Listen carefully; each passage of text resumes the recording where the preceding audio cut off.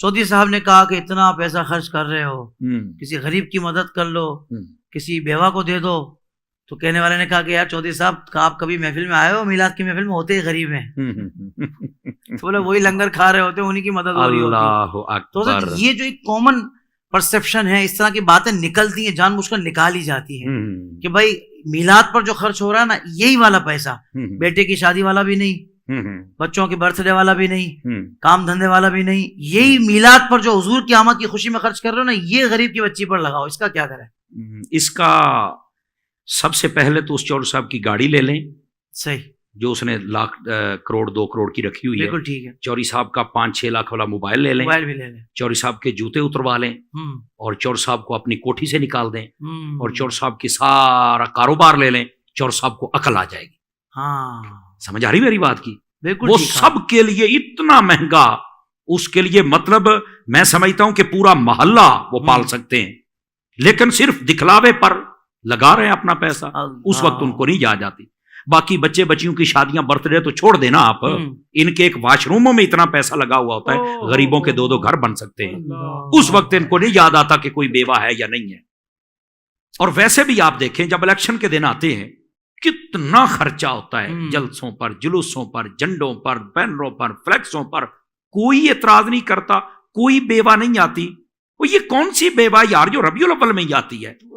मैंने तो मरकजुल औलिया लाहौर शरीफ में तकरीर कर रहा था, तो एक बंदे ने पर्ची लिखी, आप किसी बेवा को दे दें। मैंने तकरीर रोक दी, मैंने कहा भी जिसने पर्ची लिखी है जल्दी कर, बेवा लेके आ, तू हमें बेवा ही दे, हम पैसे नहीं देंगे, उस बेवा का पक्का खर्चा ही मैं उठाता हूं। यहां को बुजुर्ग बैठा, मैं शादी कर देता हूं, इंशाल्लाह आपको शिकायत नहीं आएगी, बेवा दो मुझे। ओ पंजाबी के अंदर पक्का टाक कालामा। ये कौन सी बेवा जो रबीउल अव्वल में आती है?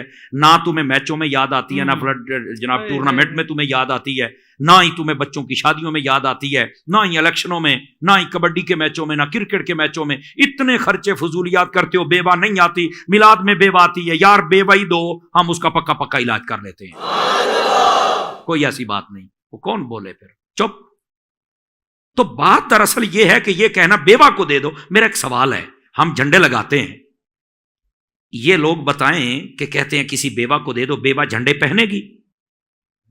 क्या बेहूदगी है ये? फ्लेक्स उतार के बेवा को दे दो, क्या वो फ्लेक्स पहनेगी? नहीं, आप इसके पैसे दे दें। तो मैंने कहा पैसा तो आपके पास भी है, देना आप पैसा। तो ये एक बेहूदगी वाला एतराज है, नहीं करना चाहिए यार।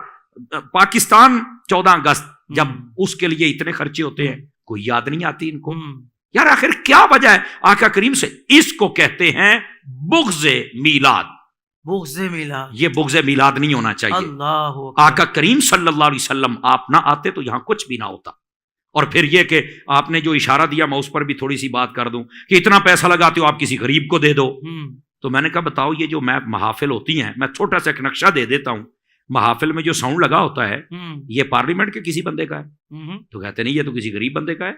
ये बैठा है ना जी, ये इतना नहीं गरीब है। हाँ चलो खैर, बहरहाल कुछ तो है ना।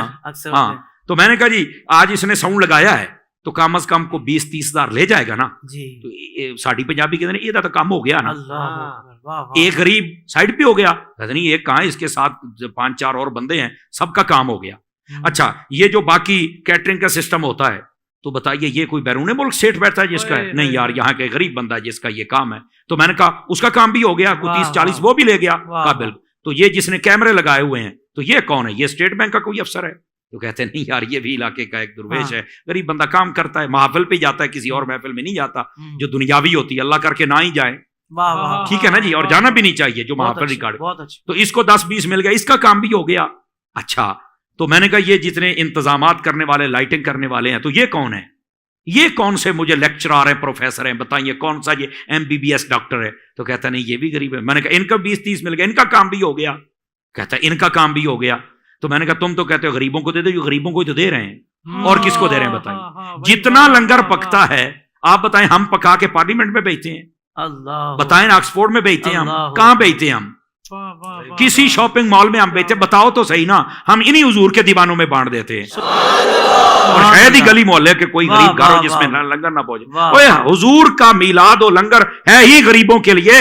अल्लाह अकबर। बल्कि हजरत मैं जिक्र करूं यहाँ पर, मैंने कई शहरों में ऐसा देखा कि उन्वान था कि मीलाद की खुशी में 63 बच्चियों की शादी करवाई जा रही, इज्तिमाई। एहतमाम कर दिया गया कि मिलाद की खुशी में उन गरीब बच्चियों की जिनके पास नहीं थे इंतजाम। सही फरमाया।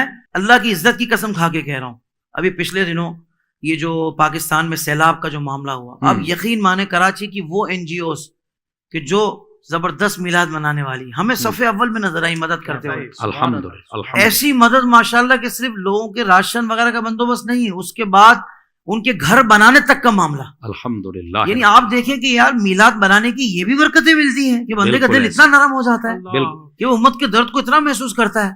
तो मैं तो कहता हूँ यार इसी नीयत से मिलाद मना लो, और नीयत नहीं बन पा रही तो तुम इस नीयत से मना लो, इंशाल्लाह बाकी भी बन जाएगी नीयतें कि मिलाद मनाने से इतना दिल नरम हो जाता है कि पूरे पाकिस्तान में वो फैल गए और वो कहते हैं कि भाई हम सबकी मदद करेंगे, ये मिलाद मनाने वाले जो बाकायदा मिलाद मनाते हैं। तो अल्हम्दुलिल्लाह ये है मिलाद मनाने वाले।